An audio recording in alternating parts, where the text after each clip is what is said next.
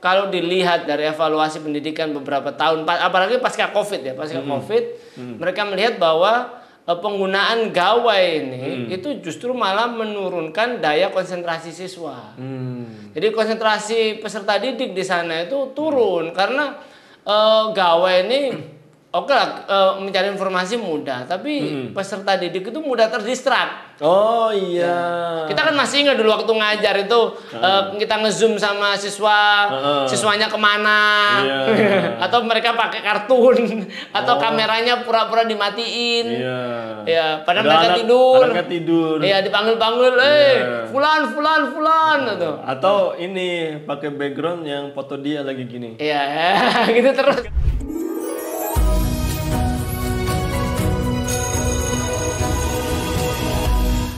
Assalamualaikum. Waalaikumsalam. Kelihatannya nih. Aduh, luar biasa. Habis dapat ikut seminar kesehatan jadi ngetes. Ini kita lagi lemon tea. Oh, lemon tea. Biasa less sugar. Kurang, Pak. Apa tuh? Kalau kopi harus pahit, kalau teh harus manis. Oh gitu. Karena yang dipanggil teh biasanya manis. Asik. Itu mana teh itu. Kemana nih Pak Ageng? Ada yang kita obrolin gak nih? Katanya Pak Fajar mau ngajakin diskusi. Iya. Itu apa? Cangkirnya keren. Apa? Pasti beli di IKEA ya. Oh gitu. Kenapa? Karena kita bahas Swedia. Oh, mau bahas Swedia. IKEA. Ada apa itu di Swedia tuh? Selain dia ada IKEA. Ini Pak Ageng. Ada berita. Jangan nge-endorse gitu dong. Enggak endorse. Oh, enggak ya. Ini kabar terbaru nih. Ini mungkin ini nih positif apa negatif nih? Positif. Oh, positif. Tergantung sih. Oh, tergantung. Jadi orang kan selalu menganggap Swedia itu kan salah satu negara yang menjadi gambaran pendidikan terbaik di dunia lah. Selain Finlandia kan. Iya. Negara modern. Kita mungkin kenal ada IKEA, ada Scania tuh yang bis-bis yang keren tuh, Volvo mobilnya yang canggih, eksklusif itu. Tapi ini yang terbaru nih. Apa itu? Sekolah di Swedia itu mulai tahun ini itu menerapkan, kalau bagi kita ini kayak kemunduran gitu. Jadi kan selama ini orang-orang pendidikan itu kan berbasis ini ya, berbasis teknologi informasi, digital, AI gitu. AI sih. Oh, AI ya. Artificial Intelligence. Oh iya. Bahasa Indonesianya gitu. Iya. TAI. Ya. Di Swedia tuh itu semua dihapuskan. Orang kembali ke buku. Jadi baca buku? Iya. Udah balik ke tahun 80-an tuh Swedia tuh. Gitu ya. Kalau di sini lagi gembor-gembornya itu digitalisasi, e-book, AI gitu ya. AI. Tapi di sana malah kembali ke buku cetak. Iya tuh. Padahal kan ini negara yang sudah 15 tahun juga pakai teknologi. Ya iyalah, kita tahu Swedia gitu loh. Tapi kenapa mereka itu ngambil langkah ke buku cetak lagi, Pak Fajar? Ini ceritanya nih, kata Sofi Bulikayat. Oh gitu. Saya sambil ngeteh ini. Iya, sambil ngeteh. Saya minum air putih aja lah, kata dokter disuruh minum air putih lebih banyak. Oh gitu, Masya Allah. Luar biasa ya. Ya, guru harus sehat. Ya. Karena tantangannya banyak. Ya, karena tantangannya banyak. Kan Pak Asep tadi cerita-cerita juga. Ya, ngeri-ngeri juga. Iya. Balik ke sini nih. Jadi Dinas Pendidikan Swedia nih, DDS, DPS ya, Dinas Pendidikan Swedia, bukan Dewan ini Syariah ya. Dinas Pendidikan Swedia nih, itu mencanangkan ya, bahwa kembali ke buku cetak. Karena mereka mengevaluasi bahwa e-book, teknologi informasi, penggunaan gawai itu justru malah menurunkan kualitas peserta didik di sana. Jadi akhirnya muncul ketergantungan, terus anak-anak itu tidak fokus. Iya. Ya, makanya kemudian mending menjadi pakai buku tulis saja gitu, pakai buku cetak aja. Karena dengan buku cetak anak-anak justru malah diajak berpikir kritis. Ya minimal mereka fokus. Iya. Nah, jadi ini sebuah langkah yang bagi negara lain kelihatannya ini kemunduran, tapi bagi Swedia ini adalah kemajuan. Ya, karena mereka ingin mencetak para alumni yang istilahnya mereka punya daya nalar kritis yang baik gitu. Ini alasan utamanya apa? Kalau di Indonesia kan mikirnya jadi malah mundur, Pak Fajar. Iya, jadi alasan kalau dilihat dari evaluasi pendidikan beberapa tahun, apalagi pasca COVID ya, COVID, mereka melihat bahwa penggunaan gawai ini itu justru malah menurunkan daya konsentrasi siswa. Jadi konsentrasi peserta didik di sana itu turun karena gawai ini oke lah, mencari informasi mudah, tapi peserta didik itu mudah terdistrak. Oh iya. Kita kan masih ingat dulu waktu ngajar itu kita ngezoom sama siswanya kemana, atau mereka pakai kartun, atau kameranya pura-pura dimatiin. Ya, padahal mereka tidur. Iya, dipanggil-panggil, fulan gitu. Atau ini pakai background yang foto dia lagi gini. Iya, gitu terus. Pas kita panggil, Budi misalnya. Dia mau jadi gini. Iya, sampai semua temennya keluar Zoom, dia masih di situ sendirian. Pernah kan kita liatin aja sampai kapan dia baru nggak sore jam 3 sore padahal sekolah udah selesai jam 1. Ya karena dia tidur. Berarti karena penggunaan teknologi itu jadi malah terdistraksi. Iya. Jadi malah terdistrak gitu. Jadi makanya Menteri Pendidikan Swedia itu namanya siapa ya? Mungkin ya lupa lah. Menteri Pendidikan Swedia itu Kang Olaf itu mungkin itu aja lah gitu. Ya Bang Olaf itu dia menerbitkan suatu undang-undang yang penggunaan buku cetak lagi.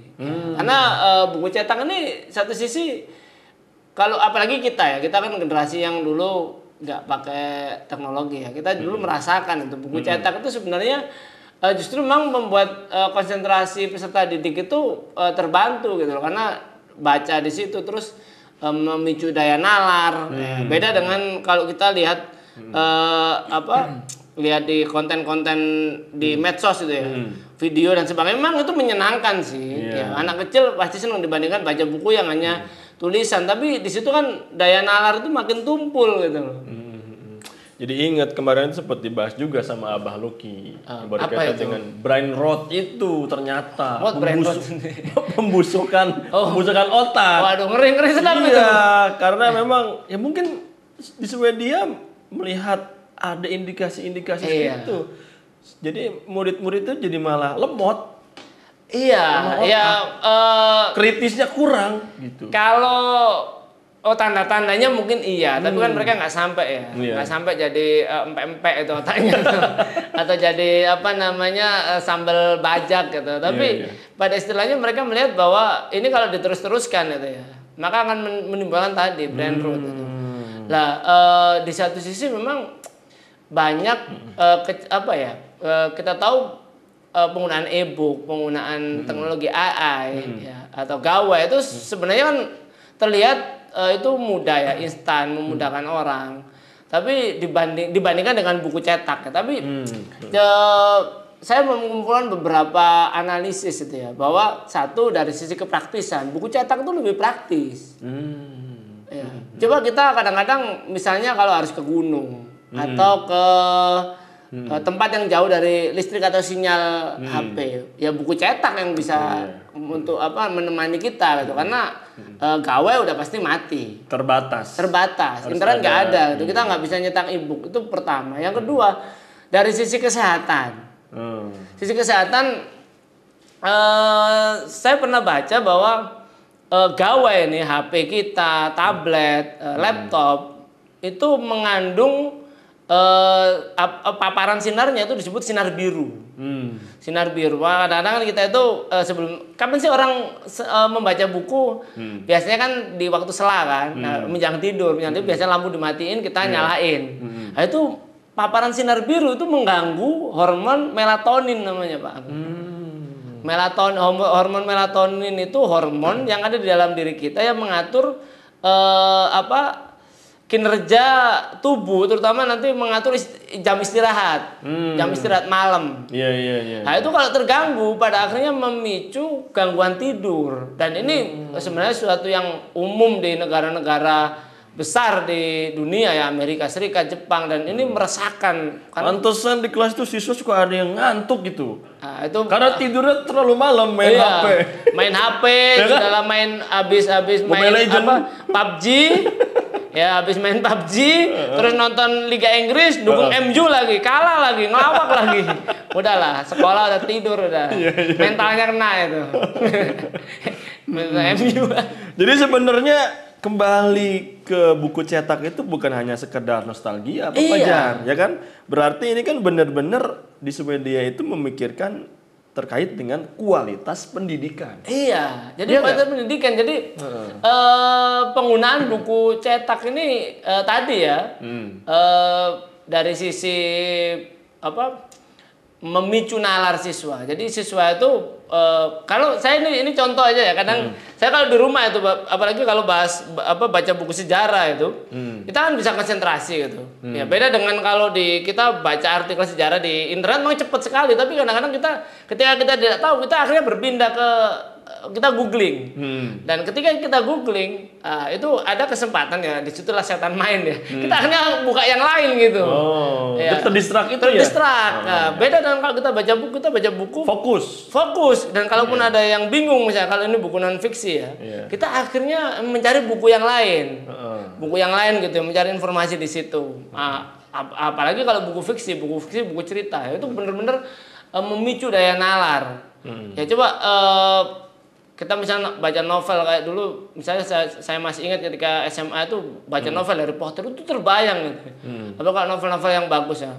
Nah inilah yang sebenarnya ingin diharapkan dari para pakar pendidikan, para pemangku sistem pendidikan di Swedia itu, agar peserta didik, siswa mereka, generasi muda mereka itu punya daya nalar, daya kritis.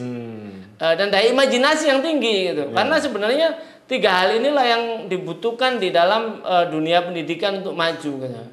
Kalau kata Einstein itu kan Anda secerdas apapun, tapi kalau nggak punya daya imajinasi ya Anda tidak akan menemukan apa-apa gitu. Itu kata Albert Einstein gitu ya. Jadi kalau Pak Fajar, ini kalau dibandingkan dengan Indonesia nih, apa yang bisa kita ambil pelajarannya nih dari langkah yang diambil oleh Swedia ini? Di mana di Indonesia ini kan lagi proses digitalisasi. Nah, tapi di sana itu mereka malah kembali ke buku cetak. Ini apa ya pelajaran yang bisa kita ambil? Iya, ini pelajaran yang bisa kita ambil harusnya. Pemerintah Indonesia harusnya bisa meniru itu. Kita tahu Indonesia ini kan kepulauan dari Sabang sampai Merauke. Indonesia itu bukan hanya Jakarta, bukan hanya Jabodetabek. Bukan hanya kota-kota besar di mana internet itu ada. Listrik di misalnya kita nggak jauh-jauh lah, kita nggak bicara di pelosok Papua atau di Nabire atau di mana gitu ya, bukan hanya di IKN ya, di IKN juga, atau di pelosok Kalimantan, pelosok Sulawesi ya, yang listrik aja susah. Kita bicara jaringan internet saja, jangan bandingkan dengan internet di Swedia gitu, yang mungkin nggak ada roaming ya, nggak ada lagi gangguan kabel putus kena hujan gitu ya. Di sini masih buffering, kadang-kadang internetnya buat nonton YouTube aja buffering gitu. Ya buat nonton Cocomelon anak sampai kesel gitu. Ya. Di sana kan internet udah sangat bisa jadi internetnya udah bener kabel gitu, bukan lagi pakai kabel. Di sini kan internet itu ya bisa dikatakan bapuk bahasa kasar saya. Bahasa kayak MU lah gitu. Kayak MU deh. Udah kayak MU gitu lah. Ya ngelawak gitu ya. Di satu sisi ya kita nggak jauh-jauh ya, di selatan Jakarta, di Jasinga, di Rangkas Bitung misalnya, di Bayah, ya itu selatan Jakarta kan, itu kadang-kadang internet juga kan bermasalah. Dengan digitalisasi ini sebenarnya akhirnya satu meresahkan. Kita kalah jauh gitu ya. Sekolah akhirnya kembang kempis gitu. Itu satu. Maka sebenarnya dengan kembali ke buku cetak itu sebenarnya cukup bagus. Di satu sisi saya melihat ini persepsi saya ya, bukan saya belum pernah bukan para ahli, tapi sebuah negara dianggap maju itu adalah ketika mereka fokus minimal menerjemahkan buku-buku bagus di dunia ke dalam bahasa mereka. Dan itu banyak dilakukan oleh negara-negara Skandinavia seperti Swedia. Bahkan di sana mungkin kita bisa menemukan sastra Arab yang terbaik ya, warisan sastra peradaban Islam yang sudah diterjemahkan ke dalam bahasa mereka. Itu pernah kita lakukan itu, tapi itu di zaman yang lampau, di Orde Lama, di Orde Baru. Saya masih ingat di perpustakaan kakek saya itu ada buku-buku yang sastra-sastra yang cukup bagus, itu novel ya. Buku-bukunya Karma itu udah nggak pernah ada. Karma itu salah satu novelis besar Jerman yang karya-karyanya luar biasa dan itu layak dibaca oleh anak-anak itu. Dulu tuh terjemahkan dan dibagikan gratis di sekolah-sekolah sampai di era Orde Baru. Ya. Dan inilah yang aneh gitu ya. Kita semua kan besar di masa reformasi. Salah satu amanat reformasi itu adalah kembali ke amanat UUD 45. Salah satunya mencerdaskan kehidupan bangsa. Anehnya, secara kuantitas mungkin sekolah-sekolah di Indonesia pasca reformasi semakin banyak, penggunaan teknologi semakin banyak, tapi secara kualitas kalau dibandingkan dengan pendidikan di era Orde Baru, kita ini lebih rendah kemungkinan gitu. Karena kita bisa melihat bahwa peserta didik kita, ya, anak-anak kita di sekolah itu daya kritisnya semakin kecil, kritisnya mereka tuh ngawur gitu loh, bukan lagi kritis yang bernalar gitu, apa istilahnya itu memiliki argumen yang kuat, itu kritisnya ngawur mereka. Dikit-dikit nanya ChatGPT. Nah, iya, itu kalau yang tahu, yang tahu, bahkan mereka kan nggak tahu kadang-kadang ChatGPT. Ya mereka ngawur aja gitu, ditanya ibu kota Malaysia aja mereka juga nggak tahu gitu. Bahkan ditanya Malaysia tuh tetangga dengan mana sih, mereka mungkin tetangga sama Mang Usep gitu. Mereka kadang-kadang yang parah seperti itu kan. Ya itu satu. Kemudian apalagi daya imajinasi. Saya menjadi guru bahasa Indonesia itu semakin lama semakin melihat bahwa kalau mungkin di sekolah kita oke lah, anak-anak banyak yang suka baca, tapi di sekolah lain kemungkinan anak Indonesia tuh disuruh ngarang susah, bikin alasan pinter. Iya. Di medsos kan banyak orang bikin alasan macam-macam. Itu yang terjadi. Artinya apa? Kita ini sudah mengalami kemunduran kualitas pendidikan. Tapi kalau Pak Fajar, ini kalau anak-anak tahu, khawatirnya mereka berargumennya, Pak, ini kenapa seperti ini, Pak? Apa nggak ketinggalan zaman, Pak? Kembali ke buku lagi. Iya, ya ini kembali lagi ke ke mental kita juga ya. Jadi kita ini juga ada bermasalah di sisi sudahlah penyelenggaraan pendidikan itu carut marut seperti itu, nggak karu-karuan, nggak jelas. Di satu sisi juga mental kita ini juga kena gitu loh. Mentalnya kena. Gini ya. Bicara tentang literasi ya, literasi itu kan tidak bisa dipisahkan dari buku. Banyak di Indonesia itu bukan hanya orang tua, bukan hanya siswa, bahkan pihak sekolah dan guru itu menganggap bahwa buku itu barang mewah, itu barang mahal. Sampai hari ini mental ini muncul gitu. Jadi saya pernah diskusi dengan ada seorang guru sekolah Islam, dia bilang, "Wah, sekolah Bapak enak gitu, SPP-nya mahal, sedangkan sekolah kita harus butuh dana bos dan sebagainya untuk bikin perpustakaan." Saya bilang, "Pak, jujur lah, kalau mental kita seperti itu kita akan bisa membangkitkan semangat literasi anak-anak gitu." Artinya kita harus punya mental gini, buku ini adalah kewajiban, kebutuhan kita. Dan buku itu murah gitu loh. Buku itu murah dibandingkan kalau kita beli HP. Ya betapa banyak sekarang kadang-kadang ada yang unik kan, banyak anak-anak yang sekolah, mohon maaf ya, yang sekolah menengah ke bawah tapi HP-nya iPhone. Tapi beli buku enggak? Beli buku enggak gitu. Padahal HP iPhone itu kan selain HP-nya mahal, mereka kan asupan kuotanya juga. Masa iPhone kuotanya cuma 1 giga, malu-maluin buka buat TikTok sejam habis. Lah dibandingkan kalau beli buku kan itu bisa dapat satu perpustakaan. Nah di sekolah juga gitu. Terkadang ada sekolah yang mereka menganggap bahwa bikin perpustakaan itu mahal. Padahal ya dengan apa sumbangan orang tua, sumbangan dari siswa. Mungkin ada yang bertanya, Pak nanti kalau kita bebaskan bukunya kualitasnya jelek ya, berarti gurunya juga harus punya wawasan literasi yang tinggi, buku-buku yang berkualitas bagus itu seperti apa sih gitu, sehingga anak-anak itu bisa mendapatkan ini gitu. Ya masalahnya gurunya juga kadang-kadang ya mohon maaf itu punya mental yang sama bahwa buku itu kadang-kadang ya mahal, buku itu mahal. Nah ini kalau begitu Pak Fajar, gimana sikap yang sebaiknya diambil oleh guru, orang tua dalam menghadapi ya tren seperti ini, gimana? Iya, jadi oke, teknologi informasi, teknologi penggunaan gawai itu adalah sebuah kepastian karena zaman sudah berubah. Tapi kita juga harus menanamkan sikap kepada anak-anak bahwa ini hanyalah alat. Bukan sebagai pelengkap saja. Iya, sebagai pelengkap ya. Jadi bukan kebutuhan itu. Kan orang kadang-kadang di luar sana kalau nggak pegang HP kayak udah kiamat dunia itu. Udah serasa di apa namanya ditawan. Mati gaya. Iya, mati gaya udah serasa bahwa dia tuh sudah diculik sama KKB Papua itu. Udah kayak hilang dunia. Padahal ya nggak no problem gitu loh. Nggak ada masalah sebenarnya. Jadi itu satu. Yang kedua memang kita tanamkan juga bahwa penggunaan gawai medsos itu ada adabnya dan sebagainya. Tapi yang penting adalah hakikat pendidikan itu adalah tadi ya memicu nalar kritis, memicu proses berpikir yang benar, ditambah juga memicu daya imajinasi yang tinggi di peserta didik, dan itu tidak bisa tidak. Ya kuncinya adalah buku. Buku ya, buku inilah yang sekali lagi kita harus memudayakan sekali lagi membaca buku cetak gitu. Satu lagi ini yang menarik gitu, saya lupa ada satu penelitian ilmiah tapi ini belum ditemukan jawabannya. Jadi orang yang terbiasa membaca buku cetak gitu, dia tuh dengan mencium aromanya dia tuh memicu rasa tenang. Itu seperti kita ketika mencium aroma kopi atau mencium teh hangat di pagi hari atau mencium aroma tanah ketika hujan. Wah, itu nggak ada obat. Iya kan? Wah itu enak banget itu. Kita ada kopi, ada buku, ada ditemani hujan di sore hari. Itu kita bisa menghadirkan bidadari di kepala kita. Dia yang jomblo ya itu aja peraliannya gitu.